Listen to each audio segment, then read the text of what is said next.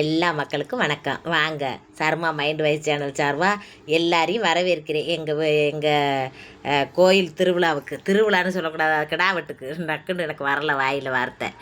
கோயில் கிடாவட்டுக்கு பாண்டி கோடி கிடாவட்டுக்கு கிளம்பிட்டோம்னா 5 மணிக்கே எந்திரிச்சிட்டாரு. 5 மணிக்கே எழுப்பி விட்டாச்சிம்மாப்பா.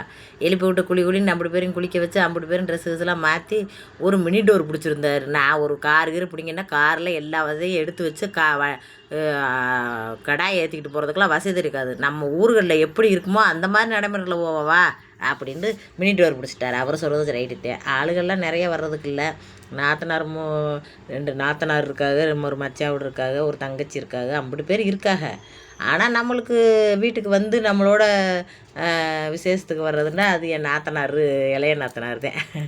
இளைய நாத்தனாவை எனக்கு ரொம்ப பிடிக்கும். அவங்க தான் எனக்கு ரொம்ப ரொம்ப பிடிக்கும்.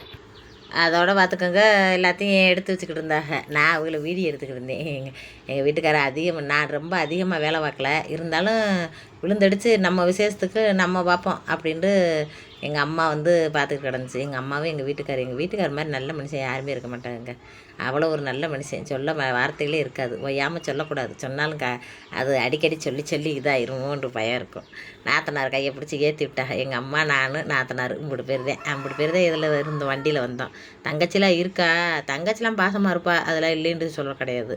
ஆனால் அவள் வாக்கு போன இடத்துல ஒரு விதமாக இருப்பாங்கல்ல, ஒருத்தரும் ஒரு விதமாக இருப்பாங்க. எல்லாத்தையும் நம்ம எதிர்பார்க்கக்கூடாது. நம்ம பாசத்தை அன்பாக கொடுப்போம், அவங்ககிட்ட நம்ம எதிர்பார்க்காம இருப்போம், அவ்வளவுதான். என்ன சொல்கிறீங்க? எதையாவது எதிர்பார்த்தோம்னா மனசு சங்கட்டமாக இருக்கும். எந்த யார்ட்டையுமே, தங்கச்சியாக இருந்தாலும் சரி, புருஷனாக இருந்தாலும் சரி, பிள்ளைகளாக இருந்தாலும் சரி, யார்ட்டையுமே உறவுகிட்ட எதையாவது எதிர்பார்த்தோம்னா நம்ம மனசு வலிக்கும், வேதனையாக இருக்கும், நம்ம வாழ்க்கையிலே ரொம்ப சோகமாக தெரியும். அப்படினால நான் யார்கிட்டையும் எதை எதிர்பார்க்க மாட்டேன். நம்மளுக்கு பிடிச்சிருந்தா அவங்ககிட்ட நல்லா அன்பாக பேசுவோம், பிடிக்கலையா விலகி இருந்துக்குருவோம் அப்படின்ற மாதிரி இருந்துக்கிருவேன். அதுதான் என்னோடய குணநலம். நான் சந்தோஷமாக இருக்கிறதுக்கு காரணம் அதுதான்.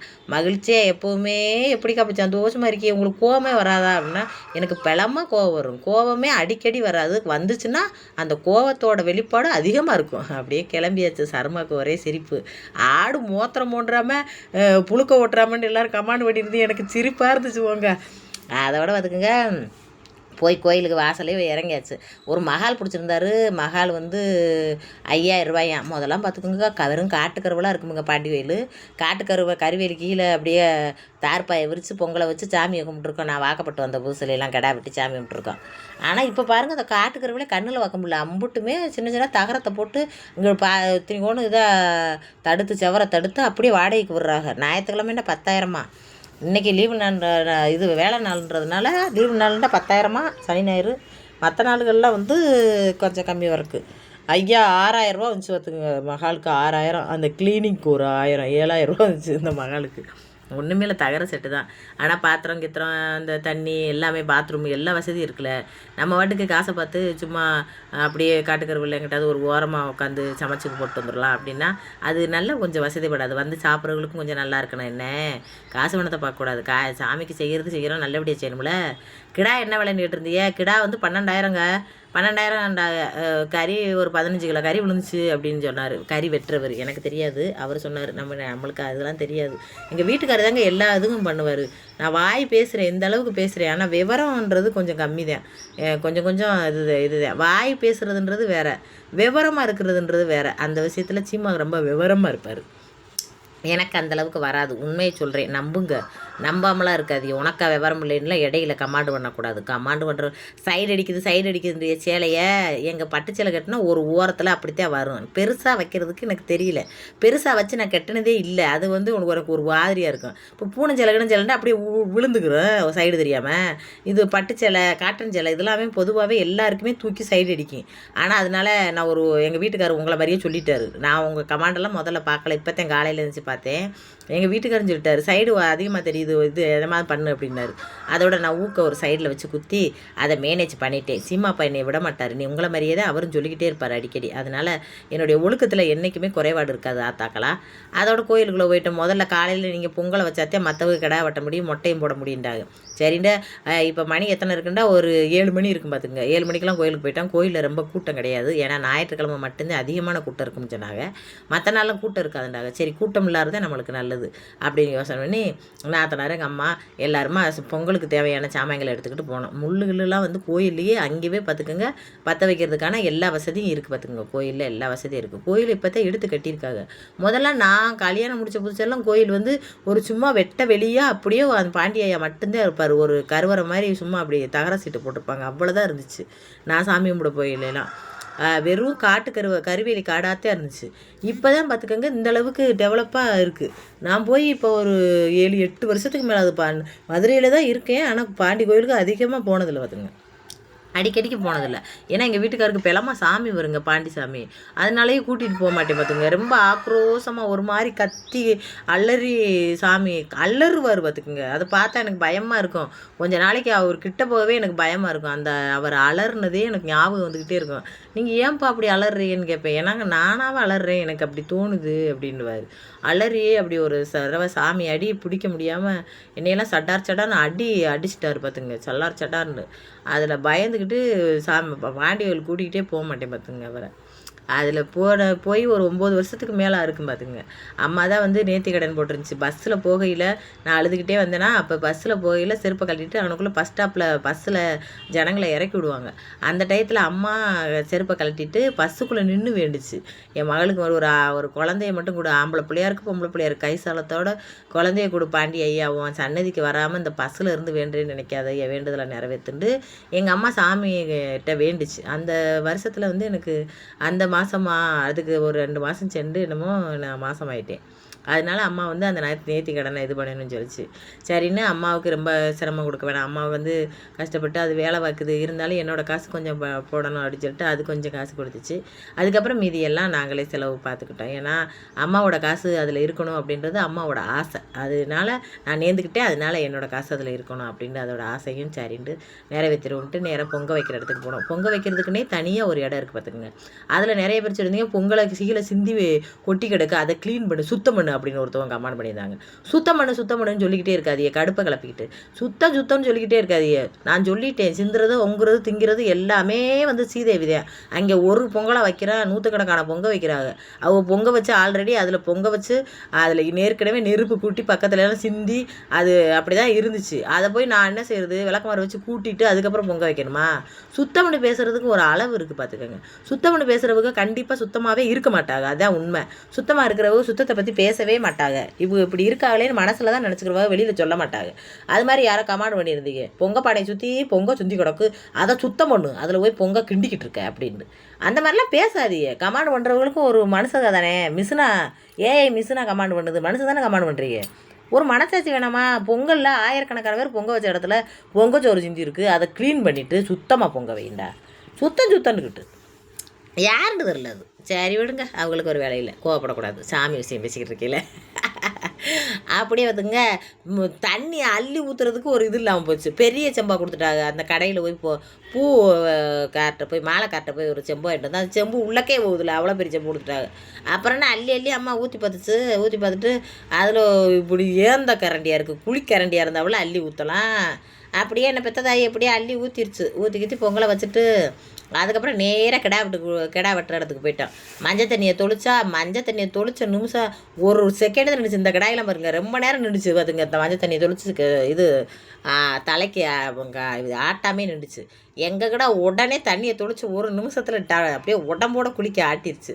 அப்புறம் என்ன அப்படியே சீமா பார்த்தா தண்ணி தெளிக்கிறதுக்கு ரெடியாக இருக்காரா, சும்மா ரொம்பலாம் தண்ணி ஊற்றலங்க. எங்கள் தங்கச்சி சொல்கிறா, என் தங்கச்சிக்காரி, இதெல்லாம் சும்மா மூட நம்பிக்கை, தண்ணியை ஊற்றுனா எந்த ஆடுமே குளுக்கும் அப்படின்ட்டு. அப்படிலாம் சொல்லக்கூடாதுங்க சாமி விஷயத்தில். எத்தனையோ ஆடு தண்ணியை மோந்து ஊற்றுறாங்க, அப்படியே நின்றுக்கிட்டு இருக்கா, குளுக்காமே நின்றுக்கிட்டு இருந்துச்சு ரொம்ப நேரம் வரைக்கும். அப்போ அதெல்லாம் என்ன சொல்கிறது? அதுபடி லேசாக தண்ணியை தொளிச்சோடனே அம்மா ஆடு வந்து நம்மளுக்கு வந்து பாண்டியையா வந்து சரின்ட்டார்.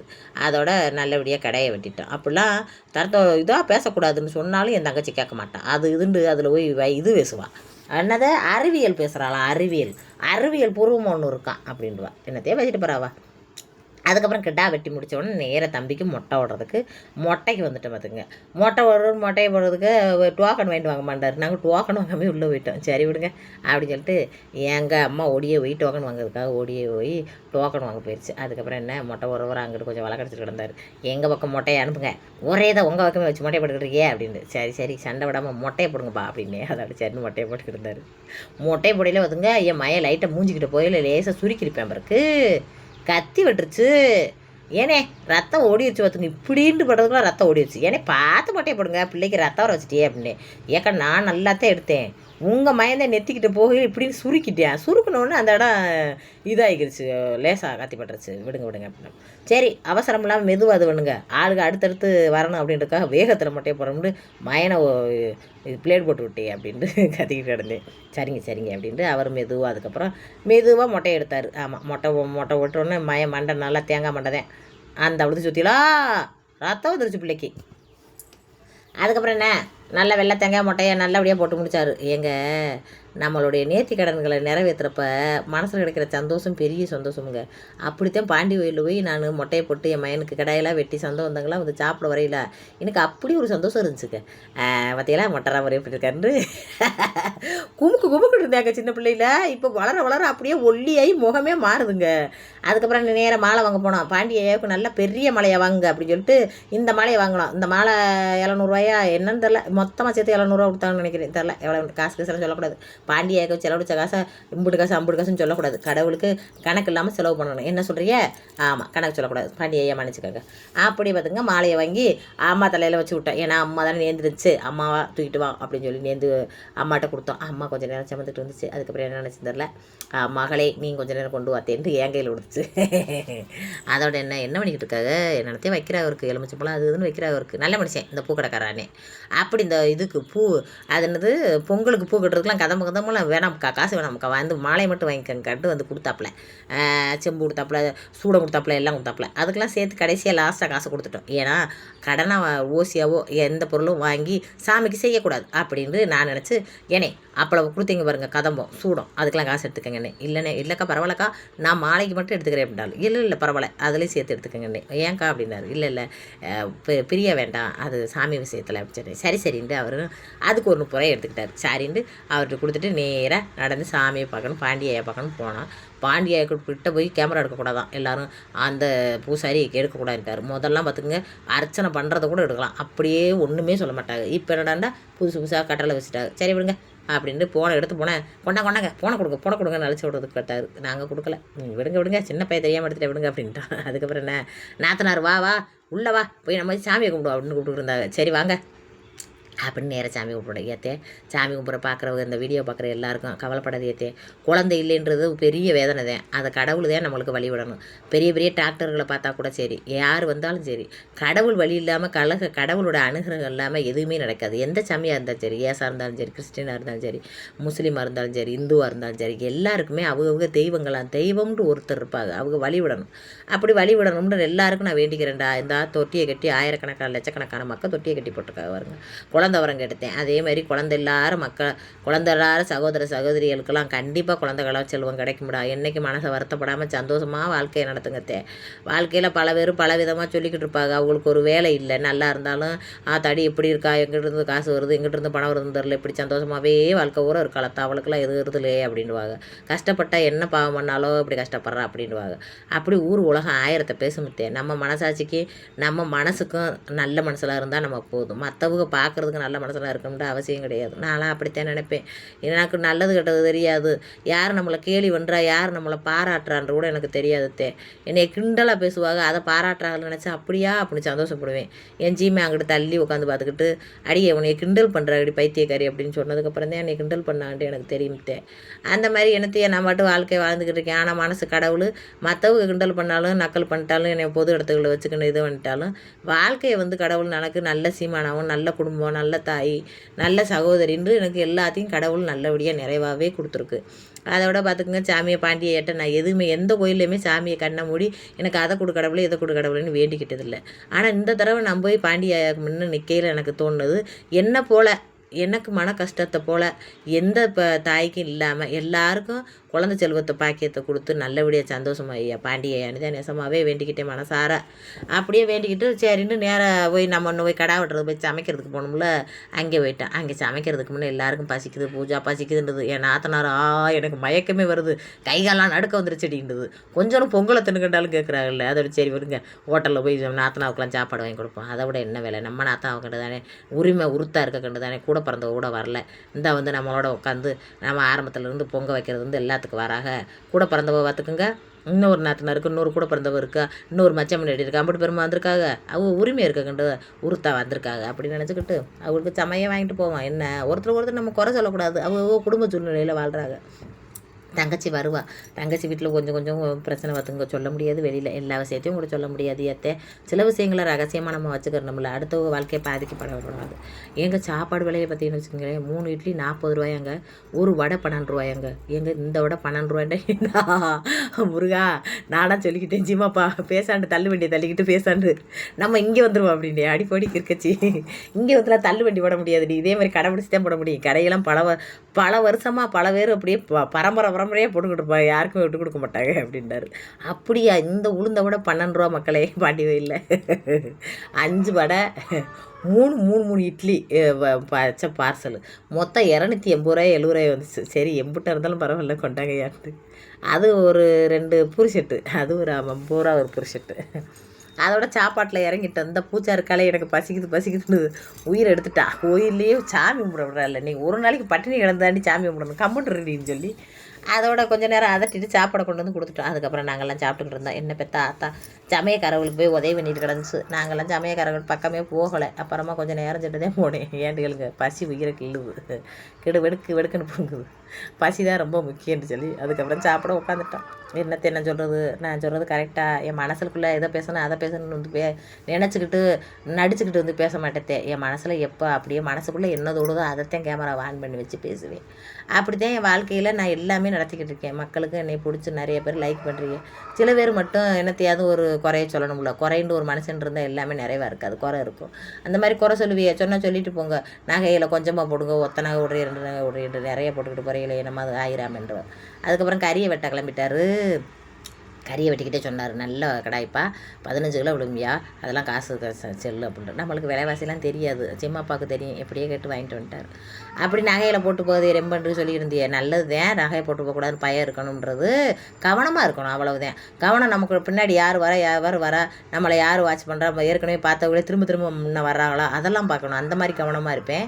மற்றபடி பயப்பட மாட்டேன். பயம்ன்றது நம்மளுக்கு தேவை கிடையாது. ஆக்சிடெண்ட் ரோட்டில் 100 ஆக்சிடெண்ட் நடக்குது, அதுக்காக நம்ம ரோட்டில் நடக்காமே இருக்க முடியுமா? அதே மாதிரி திருட்டுன்றது நடந்துக்கிட்டு தான் இருக்கும். ஆனால் கடவுள்ன்ற ஒருத்தர் நம்மளுக்கு இருப்பார். கஷ்டப்பட்டு சம்பாரித்து கஷ்டப்பட்டு நகை எடுத்து அதை சந்தோஷத்துக்கு போட்டிருக்கிறதுக்கு வந்து அப்படி ஒரு வழிவிட மாட்டார். அந்த மாதிரி கெட்ட மனுஷங்க கையில் கண்ணில் நம்மளை படப்படுத்த மாட்டார். அவங்களுக்கு அப்படி ஒரு இதை ஏற்படுத்த மாட்டார்ன்ற ஒரு நம்பிக்கையில் தான் சாமிக்கு எல்லாத்தையும் போட்டுக்கிட்டு நம்ம சாமி கும்பிட போகணும் அப்படின்ட்டு போகிறது. ஏன்னா கடவுள் கொடுத்தது, நம்ம சம்பாரித்தது, அதில் ஒரு சந்தோஷம் இருக்குமுங்க. ஒத்த செயின் போட்டுக்கோங்க, அதுதான் அழகு. நாத்தனார் பார்த்துட்டு அழகாக இருக்காங்க, நாத்தனார் சிரிப்பு அழகாக இருக்குது, அவ ஒரு செயின் போட்டுக்கிறது அழகாக இருக்குது அப்படின்னு நீங்கள் சொல்கிறப்ப நான் போராமப்படுவேன்னு நினைக்காது. எனக்கு ரொம்ப சந்தோஷமாக தான் இருக்கும். நாத்தனார் மாமியார் பெருமை பேசினா மற்றவங்களுக்கு போராமல் வரும், அதனால் அதை பண்ணணும் அப்படின்னு நிறைய பேர் கமெண்ட் பண்ணியிருந்து எனக்கு நல்லாவே தெரிஞ்சிருச்சு. அதை நாத்தனாவே சொன்னாங்க, என்னோடய சிரிப்பு நல்லா இருக்குன்னு சொல்லியிருந்தாங்க. ஆனால் உண்மையை சொல்லணும்னா என்னோடய சிரிப்பு ஒரு மாதிரியாக இருக்குது, பாய் ஒரு மாதிரியை கோணையை வச்சுருந்துருக்கேன், அதுக்கு தான் சொல்லியிருப்பாங்களோ அப்படின்னாங்க. இல்லத்தை உண்மையிலேயே நீங்கள் அழகாகத்தான் சிரிக்கிறீங்க. ஒரு செயின் போட்டிருக்காங்க, நீங்கள் நிறைய செயின் போட்டிருக்கீங்க, அதில் ஒரு செயினை கலட்டி கொடுத்தானேன்னு கேட்டிருந்தீங்க. அந்த மாதிரிலாம் பேசாதீங்க. அவங்களுக்கு அவங்க குடும்பத்தில் ஒரு விஷயங்கள் இருக்கும். எல்லா விஷயத்தையும் ஆன்லைனில் காட்ட முடியாது. ஆன்லைனுக்குள்ளே வந்துட்டாங்கன்றதுக்காக எல்லாத்தையும் நம்ம கமெண்ட் பாக்ஸில் கேட்கணுன்று அப்படி பண்ணாதீங்க. அது தவறான செயலும் கூட. நான் எப்படி தவறான வீடியோக்கள் போட்டால் உங்களுக்கு அது தப்புன்னு சொல்லி தோணுதோ அதேமாரி கமெண்ட்டுகளையும் சரிவர போடணும் பார்த்துக்கோங்க. ஏன்னு கேளுங்க, நம்ம இஷ்டத்துக்கு கமெண்ட் பண்ணிடலாம்னு நினைக்கக்கூடாது.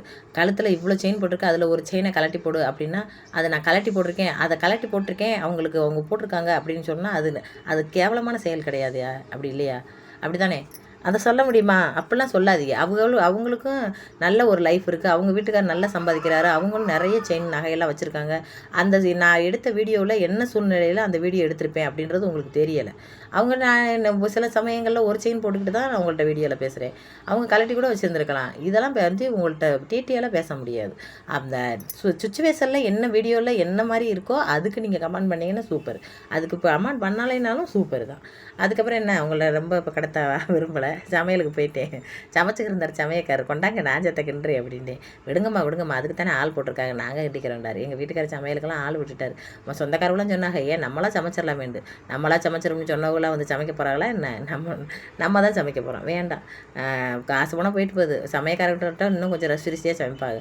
நிறைய பேர் சொல்லியிருந்தா, எதுக்கு மகாலெல்லாம் சும்மா அப்படியே வெட்ட வெளியில் பிடிச்சி காசு இல்லாமல் சமைச்சு எல்லாமே செலவுலாம் பண்ணியிருக்கலாம்னு. இதுக்குள்ள என்ன செலவு எதுக்கோ செலவழிக்கிறாங்க. சாமிக்கு நல்லபடியாக சமைச்சு போடுறதுல நல்ல ருசியாக கொடுக்குறதுல ஒன்றும் தப்பு கிடையாது. சமையக்காரவங்கன்னா அவங்களுக்கு அந்த அளவு இதுகள்லாம் தெரியும். நம்ம பெரிய சமையல்லாம் பண்ணது கிடையாது. சின்னதாக வீட்டில் சமைப்போம். இவ்வளோ கறிக்கு எவ்வளோ போடணும் அப்படின்றதெல்லாம் நம்மளுக்கு தெரியாது. அதனால் அவங்கள்ட்ட வந்து ஒரு கோழிக்கீரை ஒரு 10-15 கிலோ எடுத்து கொடுத்துருந்தோம். இது ஒரு 15 கிலோ 30 கிலோ கறி பார்த்துக்கோங்க. அதுக்கப்புறம் அவங்களோட சமையல் சூப்பராக சமைச்சிருந்தாங்க. சமையக்கார முகத்தை எடுத்து போடாமல் விட்டேன். நல்ல வேலையாக அவருக்கு முகத்தை எடுத்து போட்டு வந்திருக்கணும். காமராஜபுரத்தில் தான் அவரை இது பண்ணியிருந்தோம். இவருக்கு வந்து இது வந்து 3000 3500 வாங்கினார். சமையலுக்கு வந்து கம்மியான ரேட்டு தான் வாங்கினார். நல்ல சூப்பராக சமைச்சிருந்தார். வந்து ஒவ்வொரு சமையல் சூப்பராக இருக்குன்றிருந்தாங்க. அதுதான் ரொம்ப ரொம்ப முக்கியம். சமையல் சாப்பாடு போடுறதெல்லாம் முக்கியம் கிடையாது. சாப்பாடை சாப்பிட்ற மாதிரி நல்லா டேஸ்ட்டாக பண்ணணும். நிறைய பேர் வீட்டில் அதை பண்ணுறதே இல்லை பார்த்துக்குங்க. நிறைய பேர் விசேஷத்தில் நல்லா இல்லாமல் நான்லாம் வாயில் 2 வாய் 1 வாய் வச்சுட்டு மடித்து வச்சுட்டு வந்திருக்கேன். அந்த மாதிரி என்றைக்குமே செய்யக்கூடாது. நம்ம சாப்பாடு நல்லா இருக்கணும். அது நல்லா இருக்கிறது சமையக்காரவங்க கையிலன்றதை விட நம்ம வாங்கி கொடுக்குற பொருளே இருக்குது. அவங்க வாங்கி கொடுக்குற எழுதி கொடுக்குற பொருள் அப்படியே வாங்கியிருந்தார் சிம்மாப்பா. நிறைய பொருள் மிஞ்சி இருந்துச்சு பார்த்துக்குங்க. மிஞ்சிட்டேன்னா நம்ம குடும்பத்துக்கு வச்சுக்கலாம். ஆனால் அவங்க கேட்குற பொருள் நம்ம வாங்கி கொடுத்துறோம் அப்படின்னு அவ்வளோ பொருளையும் வாங்கி கொடுத்துருந்தார் பார்த்துங்க. மொத்தமாக வந்து ஒரு 15,000க்கு மேலே வந்துச்சு அந்த சாமான் பூரமே. எண்ணெய் அரிசி அது இதுன்னு அதுவே நிறைய வாங்கியிருந்தார். அதுக்கப்புறம் என்ன, எல்லாருக்கும் விருந்தாடியை கொஞ்சம் கொஞ்சமாக வர ஆரம்பிச்சிட்டாங்க. முதல்ல கம்மியாக தான் நாங்கள் தான் உட்காந்துட்டு இருந்தோம். அப்புறமா ஊரில் இருக்கிறவங்க சின்னம்மா பெரியம்மா எல்லோரும் வர ஆரம்பிச்சிட்டாங்க. வந்துட்டு எல்லோரும் வரவங்களை வரவேற்றுட்டு அதுக்கப்புறம் சாப்பாடை போட ஆரம்பிச்சாச்சு. வந்தவங்களாம் நிறைய எடுக்க முடியல, ஏன்னா அவங்களாம் வீடியோவில் வர்றதுக்கு விரும்பலை. சப்ஸ்கிரைபரும் நிறைய பேர் வந்திருந்தாங்க ஊரில் இருந்து. பார்த்துட்டு என்னுடைய அந்த இதை வீடியோவை பார்த்துட்டு அதை கேட்டு மதுரையில் இருக்கிறவங்க கொஞ்சம் பேர் வந்திருந்தாங்க. கொஞ்சம் ஒரு 2-3 பேர் வந்து வெளியூர்லேருந்து வந்திருந்தாங்க. அவங்களும் கிடா வெட்டுறதுக்காக வந்திருந்தாங்களா. அப்போ சொல்லி நினச்சாங்களா, இன்றைக்கி தான் முனியமா விட்டுது நான் போய் பார்த்துட்டு வந்துடுன்னு சொல்லிட்டு திருப்பத்தூர்லேருந்து அந்த அக்கா அவங்க பேர் என்னமோ சொல்லியிருந்தாங்க. அவங்களும் வந்திருந்தாங்க.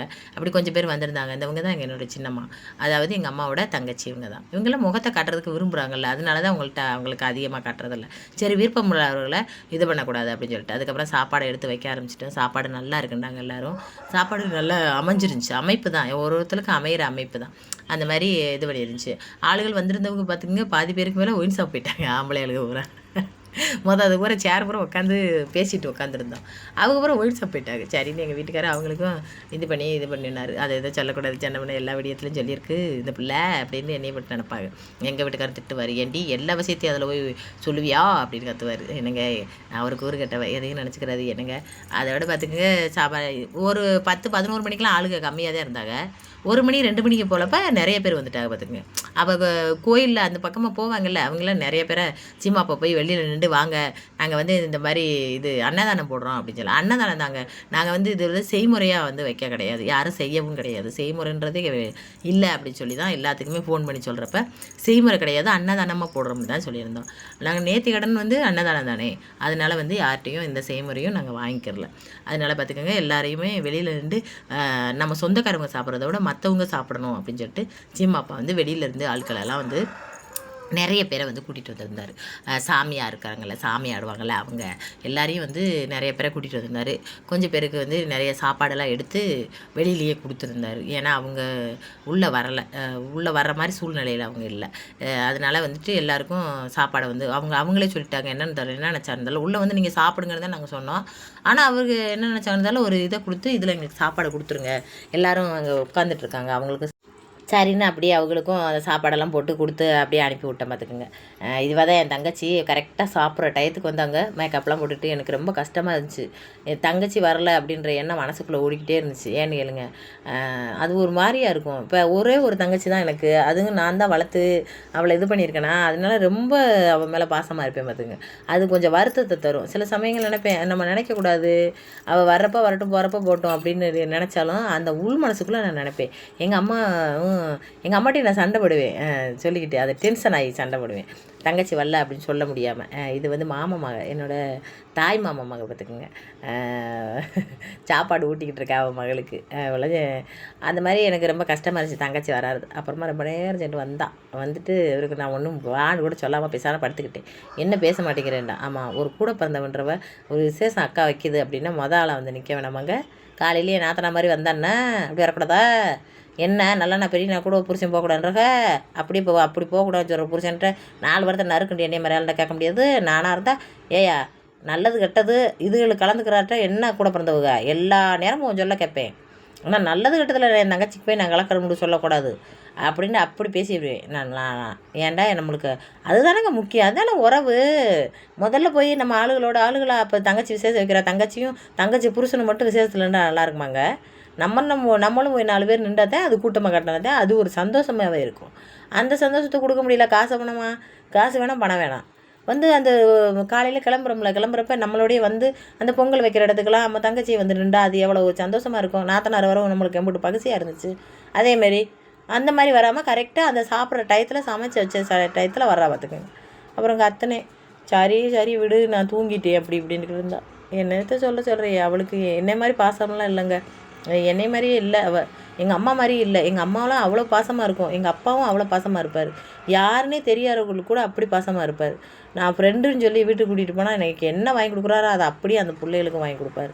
ஹாஸ்டலில் படிக்கையில் அந்த மாதிரி பாசமாக இருப்பார். எங்கள் அம்மாவும் அப்படி தான். அடுத்தவங்களுக்கு தான் அதிகமாக பண்ணும், மற்றவங்களுக்கு தான் தெரியாதவங்களுக்கு தான் அவங்க தான் நல்லா நம்மளை நல்ல மனுஷன்னு சொல்லணும், சொந்தக்காரங்க சொல்ல தேவையில்லைன்னு. அதுக்கப்புறம் ஒரு வழியாக எப்படியே ஃபங்க்ஷனை முடிச்சாச்சுங்க. முடித்ததெல்லாம் நிறைய எடுக்க முடியலை, ஆட்களெல்லாம் நிறைய எடுக்க முடியலை. ஏன்னா எடுக்கிறதுக்கு அவங்க எல்லோரும் சங்கடப்படுவாங்கன்னு சீமாப்பா வந்து சும்மா கேமராவை தூக்காத சங்கடப்படுவாங்க அப்படின்ட்டாரு. சரின்னு நான் ரொம்ப எடுக்காமல் மற்றவங்களுக்கு பந்தி பரிமாறுறதுலேயே இருந்தேன் பார்த்துக்கோங்க. அதுக்கப்புறம் எல்லாத்தையும் எடுத்து வச்சு அதுக்கப்புறம் கிளம்பிட்டேன். மறுபடியும் அதே மினிட் வரையும் வர வச்சுட்டாரு சீமாப்பா. எல்லாத்துக்கும் செட்டில் பண்ணிட்டு அதோட வீட்டுக்கு கிளம்பி போயிட்டோமுங்க. சாமி கும்பிட்றதுக்கு இப்போ அந்த வீடியோவை பார்க்குறவங்க எல்லோரும் லைக் போடுங்க, சப்ஸ்கிரைப் பண்ணுங்கள். சாமிக்கிட்ட நான் உங்கள் எல்லாத்துக்கும் நிஜமாகவே வேண்டிக்கிட்டேன். அதாவது குழந்தை இல்லாதவங்களுக்கு மன கஷ்டத்தில் நிறைய பேர் அந்த இதில் கமெண்ட் பண்ணியிருந்தீங்க, எங்களை வாழ விடுறாங்கல்ல, என்னை உங்களை கஷ்டப்படுத்துகிறாங்க, இவங்க கஷ்டப்படுத்துகிறாங்க அப்படின்னு அவங்கவுங்க குறைகளை பூராமே என்னை ஒரு சகோதரியை நினச்சி அதில் கமெண்ட் பாக்ஸில் கமெண்ட்டை பதிவு பண்ணியிருந்தீங்க. அது எனக்கு பதிவு பண்ண பதிவு கிடையாது, கண்டிப்பாக பாண்டியை அவருக்கு அதில் விழுக வேண்டிய பதிவு அதெல்லாம். அதனால் கஷ்டங்கள்லாம் கொடுக்குறவங்கெல்லாம் கடவுள் ரொம்ப நாளைக்கு நல்லா வச்சுக்க மாட்டார். கண்டிப்பாக கஷ்டமும் அடுத்தவங்களுக்கு எடுக்கிற எண்ணமும் கொண்டவங்கள கடவுள் கண்டிப்பாக தண்டிப்பார். அது எனக்கோட நம்பிக்கை. எனக்கு நிறைய நம்புவேன். நான் அதை தங்கச்சி பண்ணுவேன். எனக்குலாம் ரொம்ப பிடிக்குமுங்க என் தங்கச்சி குடும்பத்தை. என் தங்கச்சி எனக்கு உயிருங்க. ஆனால் அவளுக்கு அந்த பாசம் என்கிட்ட இருக்கிற அழுதில் இத்தனை கூட கிடையாது அவளுக்கு. அதை என்ன சொல்ல தெரியல, எனக்கு சொல்ல தெரியல. சரி விடுங்க, நம்ம வருத்தம் தான் பட முடியும். அதை கொடுன்னு நம்ம அவள்கிட்ட கேட்க முடியாது. என்ன, அதை அவளே கொடுக்க வேண்டியது. அவளே கொடுக்கலைன்னா அதை நம்ம வருத்தப்பட்டுக்கிட்டு அப்படியே போயிட வேண்டியதான். திரும்ப தங்கச்சியை பற்றி பேசுகிறேன்னு நினைக்காதீங்க. நான் அப்படி தான். என் நாத்தனாரை ரொம்ப பிடிக்கும். நாத்தனார் ஆசிரியத்தை ரொம்ப நல்ல டைப்பு. நம்ம வந்து அடிச்சுட்டு அள்ளி கொடுத்தாலும் வாங்கிக்குவாங்கன்னு சொல்லுவாங்கள்ல, அந்த மாதிரி டைப்பு பார்த்துக்கோங்க. என்னை மாதிரியே தான் அவங்களுக்கும் குணம். சில நேரம் நக்கல் அடிப்பாங்க, மற்றவங்ககிட்ட நக்கல் அடிப்பாங்க. அது எனக்கு பிடிக்காது. நேருக்கு நேரம் நக்கல் அடிக்கிறது வேறு, மற்றவங்ககிட்ட உண்மை மாதிரியே சில சமயங்களில் பேசி என்னை நம்ப வச்சு முட்டாளாக்குவாங்க. அந்த டயத்தெல்லாம் ரொம்ப கஷ்டமாக இருக்கும். உண்மை மாதிரியே ஏன்த்தே சொல்கிறீங்க, பொய்ன்றதுக்கு ஒரு சின்ன சிரிப்பு சிரிச்சா கூட நான் கண்டுபிடிச்சிருவேன். அந்த மாதிரி எனக்கு கண்டுபிடிக்க தெரியல. என்னோட அறிவு கம்மியா இல்லை அவங்களாம் ரொம்ப இதாக இருக்காங்களான்னு தெரியல. என்னையே கிணச்சி ஆக்கிடுவாங்க சில இடத்துகளில். அந்த மாதிரி கிணச்சி ஆக்கிற இடத்துல எனக்கு கொஞ்சம் அழுகையாயிரும், சங்கடமாயிரும். அது என்ன செய்கிறது, சரி விடுங்க நாத்தனார் தானே அப்படின்னு சொல்லி எல்லோரும் சமாதானம் பண்ணுறப்போ மறுபடியும் சமாதானமாகி அதுக்கப்புறம் ஒன்று சேர்ந்துக்கிடுவேன். இந்த பார்த்திங்களா சைடில் ஊக்கு வச்சு நல்லா குத்திட்டேன். நீங்கள் எதுவும் நினைக்காதீங்க, நான் வந்து கிளாமர்லாம் காட்டணும், மற்றவங்க ரசிக்கணும் என்னைய அப்படின்ற எண்ணம் கொண்டவ கிடையாது. நான் என்னன்னு தெரில, என்னோடய எண்ணங்களும் என்னோடய செயல்பாடுகளும் வேறு தான். அதை உங்களுக்கு சொல்லி புரிய வைக்க முடியாது. என்னுடைய செயல்பாடுகளில் தான் நீங்கள் புரிஞ்சிக்க முடியும். சைடு வந்து சின்னதாக நான் வைக்கிறது வந்து அது எனக்கு பெருசாக வைக்கிறதுக்கு வரவே மாட்டேங்குது. 4 தான் வைக்கிறேன். 4 ஒரு 5 கூட வச்சுருவேன். 5ஆ 4ஆன்னு தெரில, சரியாக தெரில. அதுக்கப்புறம் என்ன எப்பவும் போல் மினி வண்டியில் ஏறியாச்சு, எல்லாரும் இடத்த போட்டாங்க. அப்புறம் வர்றப்போ கொஞ்சம் கம்மியாக இருந்துச்சு, இப்போ போகிறப்ப நிறைய பேர் வந்திருந்தாங்களே, அவங்களாம் ஏறுறப்ப கொஞ்சம் இடம் பத்தலை. சரி உட்காரு, தள்ளி தள்ளி உட்காரு அப்படின்னு சொல்லிட்டு நல்லா தள்ளி உட்காந்து அந்த பேக் போட்டுக்கலாம். அந்த பேக்கை நான் போடணும்னு ரொம்ப ஆசையாக இருந்துச்சு, கொஞ்சம் நேரம் போட்டு நடந்து பார்த்தேன். அது அப்புறமா வீடியோவில் போட்டு விட்றேன் பாருங்கள். லாங் வீடியோ பார்க்குற எல்லாருக்கும் கடவுள் வந்து பாண்டியா வந்து அருள் கிடைக்கும். கண்டிப்பாக பாண்டியாவோட அருள் உங்களுக்கு எல்லாத்துக்கும் கிடைக்கும். எனக்கு லைக்கும் ஹைப்பையும் அமைக்கிருங்க, ஹைப் பட்டனையும் அமைக்க விட்டுருங்க.